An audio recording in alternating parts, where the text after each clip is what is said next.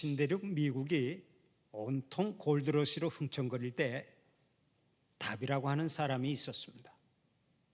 그 역시 서부로 가서 금광을 샀습니다. 처음에는 금맥을 제법 발견해서 돈을 많이 모았습니다. 그러나 안타깝게도 얼마 지나지 않아서 금맥이 끊기고 말았습니다.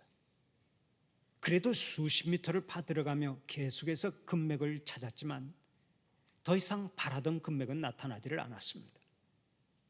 결국 그는 금광을 포기하고 굴착기와 장비들을 전부 다 고철로 팔아버렸습니다. 그때 다비의 장비를 헐값으로 사들인 고철상 주인이 장비들을 고철로 처리하기가 아까워서 고철 회수차가 올 때까지만 자기가 금광을 파보기로 했습니다. 그런데 이게 웬일입니까? 다비가 마지막으로 팠던 곳에서 딱 1m를 더 파고 들어갔는데 그 속에 대형 금맥이 나타난 것입니다. 고철장은 겨우 1m를 파고 들어갔는데 수백만 달러의 갑부가 되고, 다비는 겨우 1m를 포기했는데 빚더미 속에서 살아야 했습니다. 다비가 얼마나 억울했겠습니까? 아이고 1m만 더 팔걸, 1m만 더 팔걸 하고 아쉬워했지만 이미 지나간 과거라 아무런 소용이 없었습니다. 그 후 다비는 억울한 마음을 두르고 다시 재기하기 위해서 보험회사에 취직을 했습니다. 우리가 아는 대로 보험일이라고 하는 것이 얼마나 힘들고 어렵습니까? 사람들에게 밥 먹듯이 거절을 당해야 합니다.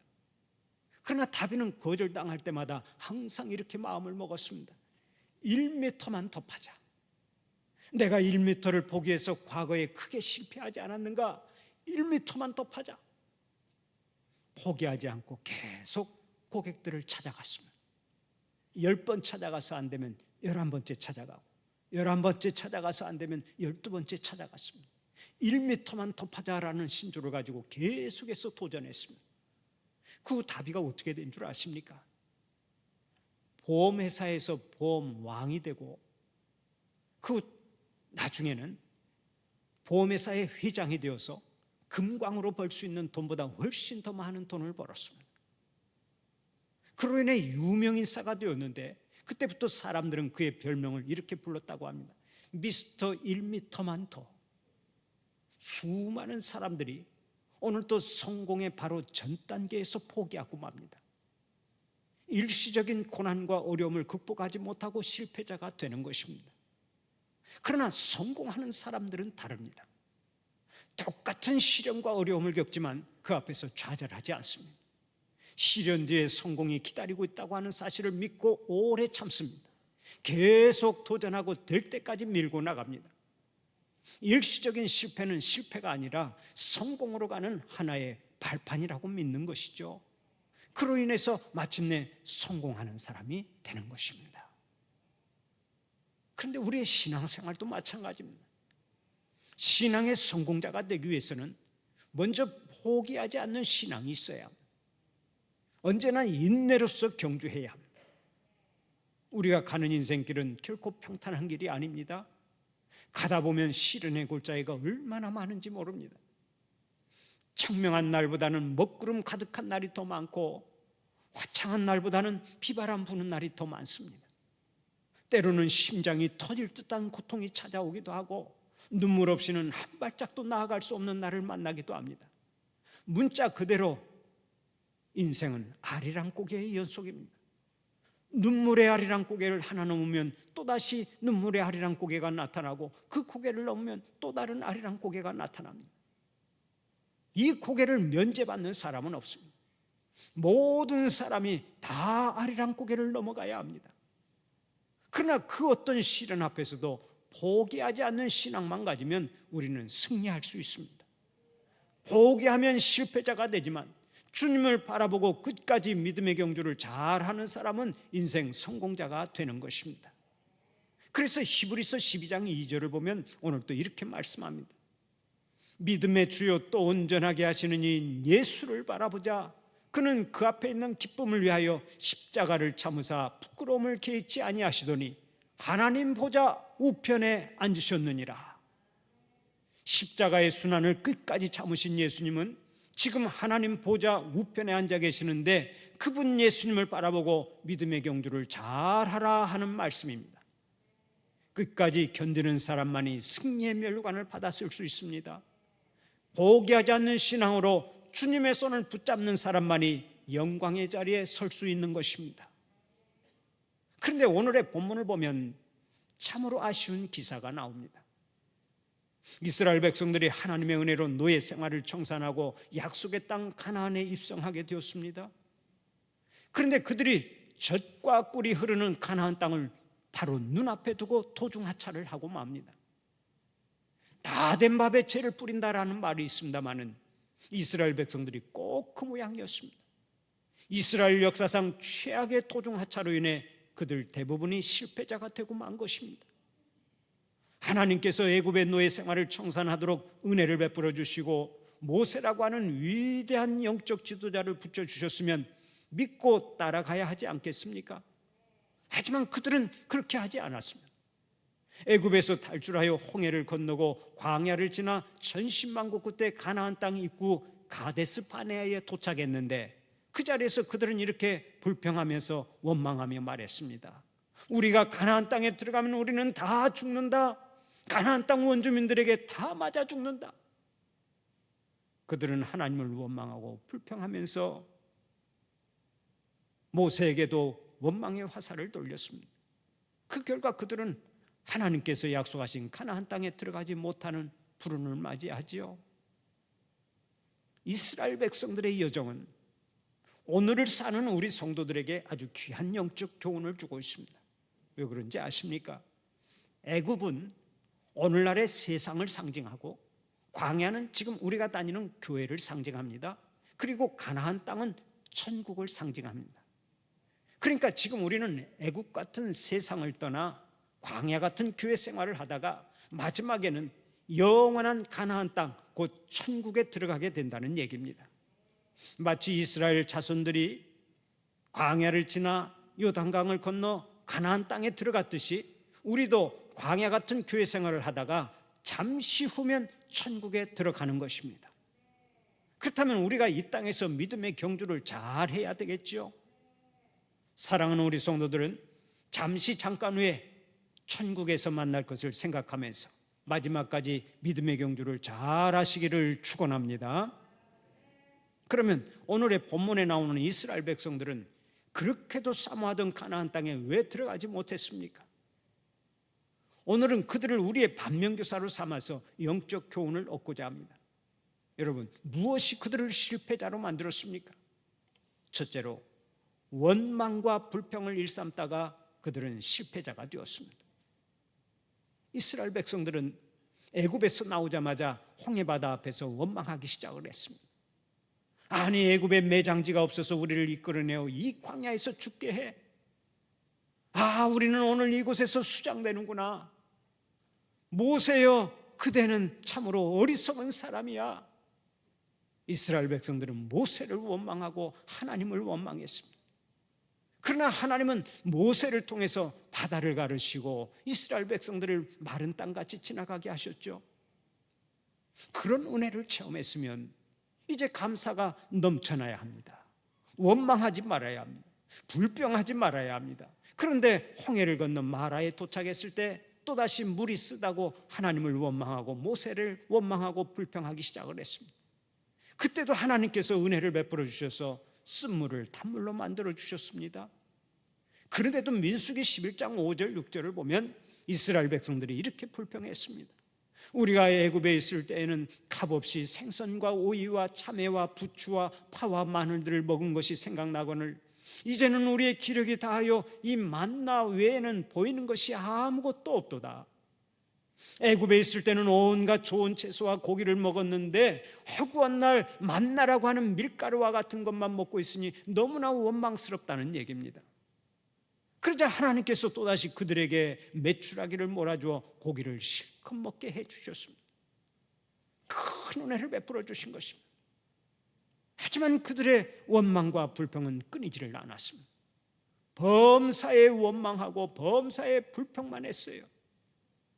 그러면 원망과 불평을 일삼았던 사람들의 결과가 어떻게 되었습니까? 모두 다 인생 실패자로 끝났습니다. 하나같이 인생 실패자가 된 거예요. 오늘의 본문에서 그것을 다시 한번 확인할 수 있는데 그 내용이 이렇습니다. 이스라엘 백성들이 광야길을 지나 가나안 땅의 입구 가데스 바네아에 도착했습니다. 그곳에서 이스라엘의 12지파는 각 지파에서 한 사람씩 선발하여 가나안 땅을 정탐하게 했습니다. 12명의 정탐꾼은 막중한 임무를 띠고 가나안 땅을 두루 살펴보았습니다. 그런데 40일 동안의 정탐을 마치고 돌아온 정탐꾼들의 보고가 서로 달랐습니다. 먼저 10명의 정탐꾼이 부정적인 보고를 했는데 그 내용이 다음과 같습니다. 우리가 돌아본 땅은 거주민을 삼키는 땅입니다. 그곳에 살고 있는 원주민들은 신장이 장대한 자들이며 그들과 비교하면 우리는 마치 메뚜기와 같습니다. 우리가 가나안 땅에 들어갔다가는 몰살당하기 딱 좋습니다. 너무나 부정적으로 보고를 하고 불평하고 원망을 했던 것입니다. 그들이 얼마나 불평을 했는지 민수기 13장 32절 말씀을 보면 그 정탐한 땅을 악평하여 이르되라고 했습니다. 악평만 한 거예요. 사실 하나님께서 약속하신 땅이 얼마나 비옥했는지 포도 한 송이를 두 사람이 메고 갈 정도였습니다. 문자 그대로 젖과 꿀이 흐르는 땅이었습니다. 그럼에도 불구하고 10명의 정탐꾼은 그 땅을 형편없는 땅으로 여겼습니다. 거기에다가 가나안의 원주민들을 거인으로 과대평가하면서 자신들은 메뚜기에 불과하다고 과소평가를 했습니다. 결국 가나안 땅은 가치도 없고 정복이 불가능한 땅이라는 것입니다. 그런데 똑같은 땅을 정탐하고 돌아온 2명의 정탐꾼 여호수아와 갈렙은 이렇게 보고했습니다. 우리가 두루다니며 정탐한 땅은 심히 아름다운 땅입니다. 하나님께서 약속하신 젖과 꿀이 흐르는 땅입니다. 쳐들어갑시다. 하나님께서 함께 하실 것입니다. 가나안 원주민들을 두려워할 것이 전혀 없습니다.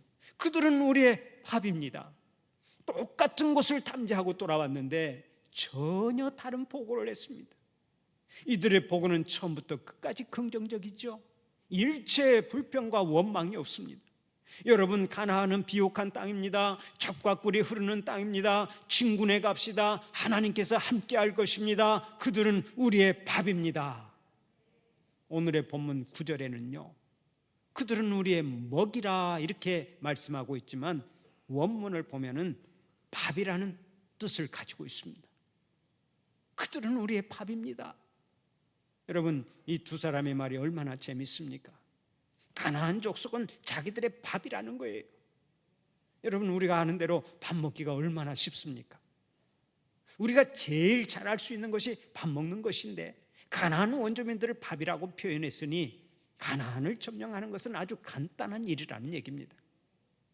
이렇게 상반된 보고를 했을 때 이스라엘 백성들이 어떤 반응을 보였습니까? 대부분의 백성들이 부정적인 보고만 믿고서 크게 원망하고 불평하고 울부짖었습니다. 차라리 애굽 땅에서 죽거나 광야에서 죽었으면 좋았을 것을. 이제 가나안 땅에 들어가서 우리는 칼에 맞아 죽고 우리의 처자들은 포로가 되겠구나.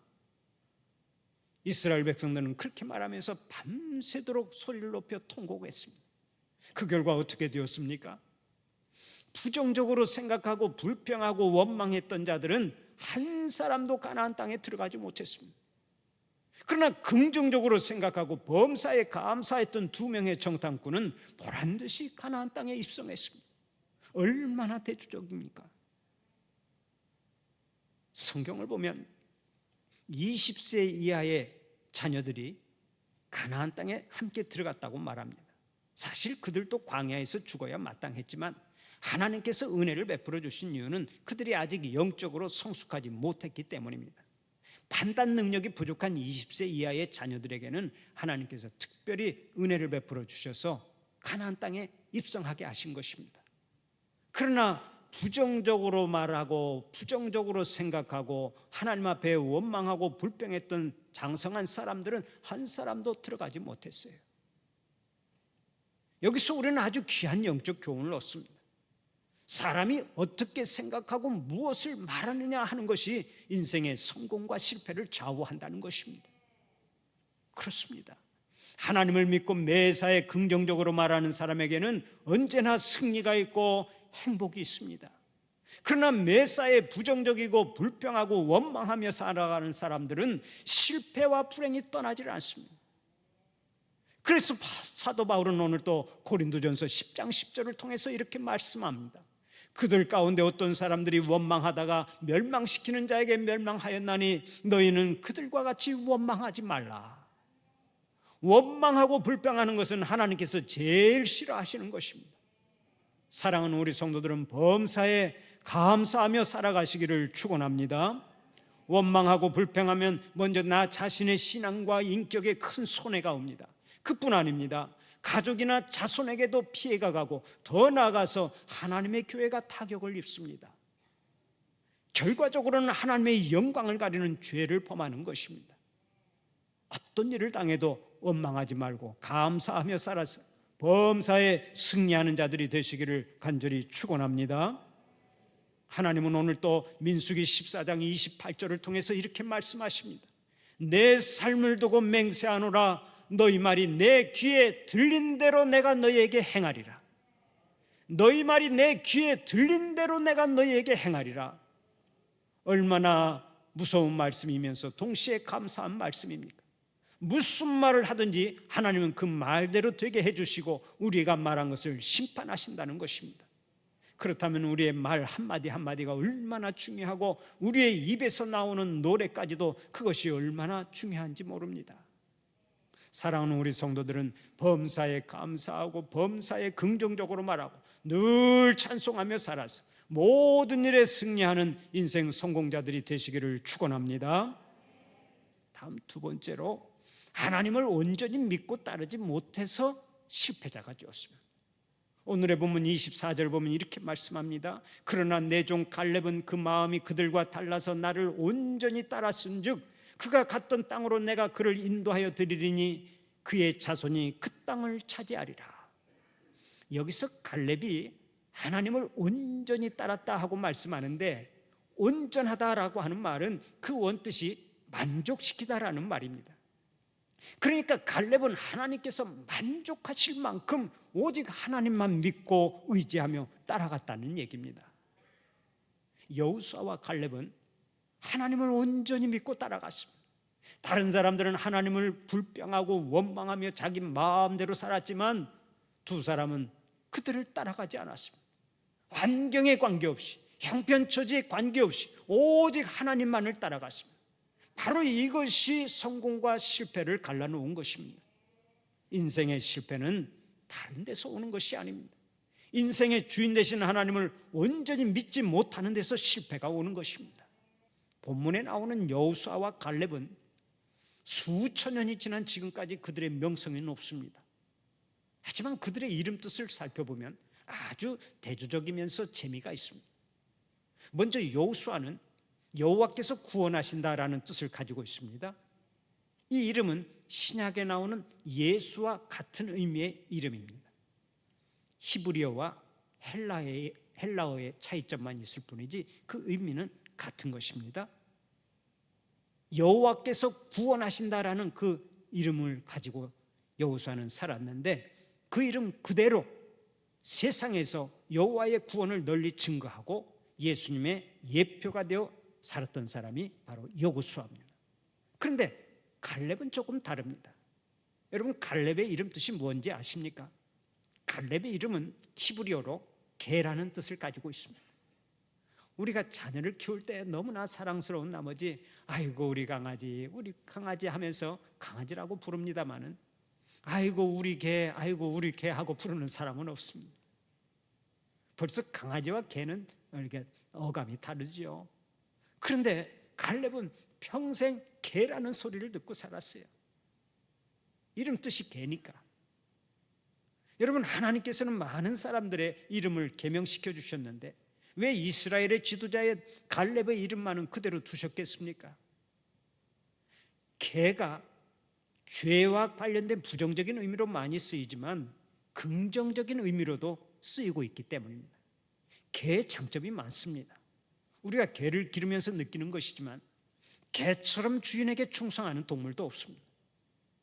소는 일을 시켜야만 일을 하지만 개는 스스로 마음을 다해서 주인을 따릅니다. 얼마나 귀한 동물입니까? 그런데 갈렙이 평생 이런 개의 장점을 가지고 하나님 앞에서 충성을 다했다는 것이죠. 이스라엘 백성들은 모두 다 하나님을 배신하고 모세를 배신했습니다. 심지어 모세의 누나 미리암과 형 아론도 모세를 비방할 때가 있었습니다. 그러나 여호수아와 갈렙은 끝까지 하나님을 믿었습니다. 영적 지도자인 모세를 적극적으로 도와주었습니다. 모세가 실수를 하고 부족한 점이 있어도 끝까지 협력하고 끝까지 협조했습니다. 하나님의 선하심과 인자하심을 믿었기 때문에 그렇습니다. 그 결과 어떻게 되었습니까? 다른 사람들은 다 가나안 땅에 들어가지 못했지만 여호수아와 갈렙만큼은 약속의 땅 가나안 땅에 당당하게 들어갈 수 있었습니다. 그뿐 아닙니다. 오늘날까지 인간의 역사 가운데 가장 빛나는 이름을 가진 인생 성공자들이 되었습니다. 프랑스의 저명한 철학자 장 폴 사르트르는 이런 말을 남겼습니다. 인생은 B와 D 사이의 시다. 여기서 B는 출생, birth를 뜻하고 D는 죽음, death를 의미하며 C는 선택, choice를 가리킵니다. 그러니까 우리의 인생은 출생과 죽음 사이의 선택의 연속이라는 뜻입니다. 그렇습니다. 인생은 운명이 아니라 선택입니다. 인생은 내가 태어나서 죽을 때까지 어떤 선택을 하느냐에 따라서 인생의 성공과 실패를 결정짓는다는 것입니다. 그렇다면 지혜롭고 현명한 선택이 얼마나 중요한지 모릅니다. 지금의 내 삶은 어제 선택한 것들의 결과물입니다. 내일의 삶 역시 오늘 선택한 것들의 결과가 될 것입니다. 인생은 선택한 대로 되고 그 선택의 결과에 대한 책임은 모두 다 나에게 있습니다.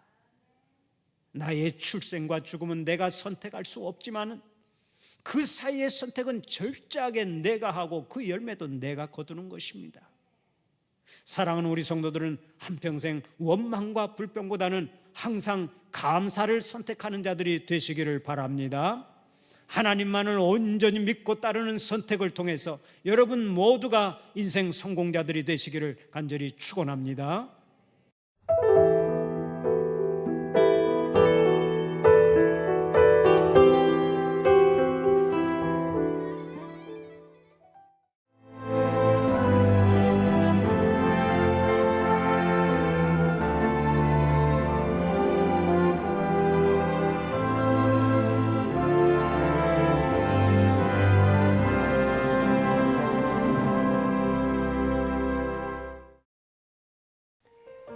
CBS를 사랑해 주시는 전남 지역 청취자 여러분, 안녕하십니까? CBS 재단 이사장 꿈의 교회 김학중 목사입니다. 여러분의 사랑과 관심 덕분에 전남 CBS가 순천시 장천동에 새로운 사옥을 마련하게 됐습니다. 이 방송국 사옥이라는 것은 단순히 건물을 짓는 의미에 지나지 않습니다. 전남 지역 복음 전파와 특별히 다음 세대를 위한 미래 비전을 세우는 일입니다. 코로나19로 모든 활동이 중단되고 또 관계가 단절되는 상황이지만 우리 CBS 방송만큼은 우리의 발길이 닿지 않는 곳까지 구석구석 하나님의 말씀을 전하는 위대한 힘을 지니고 있습니다. 이 방송이 믿음의 반석 위에 굳건히 세워질 수 있도록 여러분들께서 벽돌 한 장 한 장씩 쌓아가는 마음으로 전남 CBS를 위해 후원해 주시고 기도해 주시기를 간곡히 부탁드립니다. 여러분의 이 작은 행함이 CBS를 통해서 교회 공동체를 회복하고 누군가의 믿음을 소생시켜 줄 굳게 믿습니다. 여러분 한 분 한 분을 축복합니다.